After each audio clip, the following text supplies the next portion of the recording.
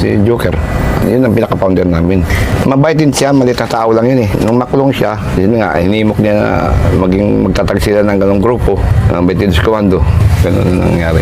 Kumuha siya ng tao ng 21 katao. Pang 22 siya. Nag-ipon niya. Si Joker talaga ang founder. Siya number 1. Oo. Gusto talaga niya mabuo yung 22 Komando. Magtatag siya ng grupo niya. Sarili niya. Sarili niyang grupo.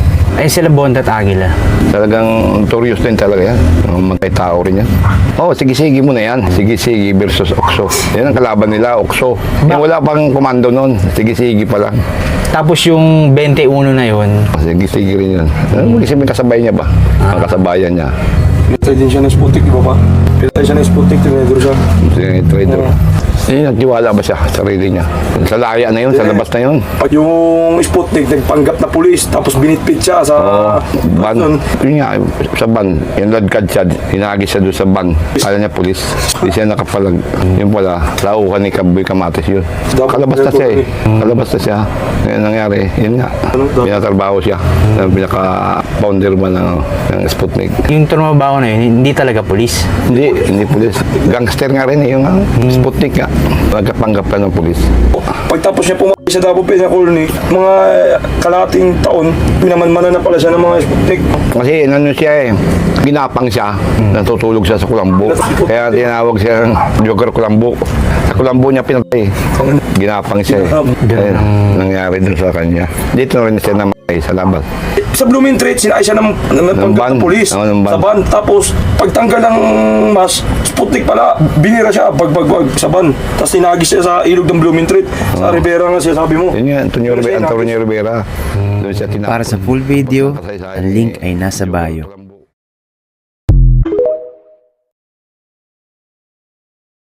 Naging armory sa kulungan. Kasi ako may hawak na mga kutsilyo eh. Kasi bago sila mabigyan ko, mga nakakataas mo na sa akin, bibigyan ko ng kutsilyo, matalas ba. Kasi marunong ako gumagawa ng kutsilyo.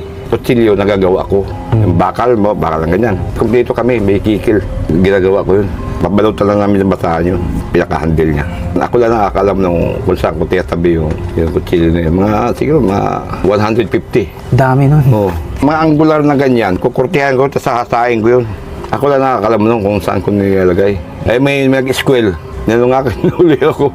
Yun, nilubog nga ako doon sa tubigan. Ginawa akong dalag, kinuryente ako doon. May squealer. Kapangkat nyo rin? Oo. Hindi talaga nawawala yung... Oo.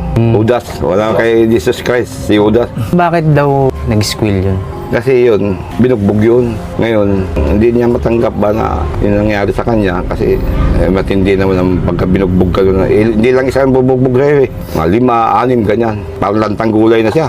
Wala niya. May niisip pala siya, hindi maganda. Ito, mag-i-school ako. Ako agad tinuro.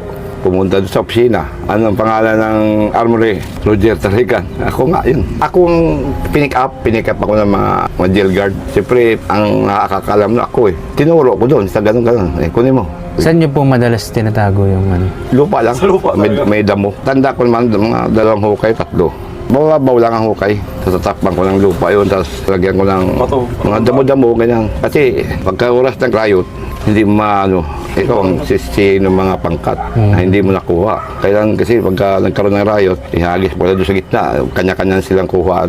Kapag inihagis, obligado po ba na... Oo. Hindi ka pwede maiwan doon. Sama ka talaga roon sa may riot ng sa labas. Lumabas kayo ng silda. Huwag ka maiwan doon kasi ikaw malulintikan doon ng mayores. Papatayin ka pa ng mga yung mga nanungkulan doon. Kasi ibig sabihin, hindi ka sa pangkat, nakisa. Ba't ganun ginawa mo? Nagpaiwan ka, hindi ka sumama sa amin, ganun. Ibig sabihin talaga, obligado talaga. Oo, obligado yun. Obligado yun. Kasi oras na maiwan ka, pinasok yun, papatayin ka ng mga kalaban namin. Ganun mangyayari doon. Kaya sumama ka pa. Pag sumapi ka sa pangkat, bulog mo. At saka may tatak ka na. Hindi tawag na bibinyagan na yan. Bibinyagan na yung tatak mo. Hindi pa pwede maiwan ka ron. Pamamatay ka doon. Kailan doon?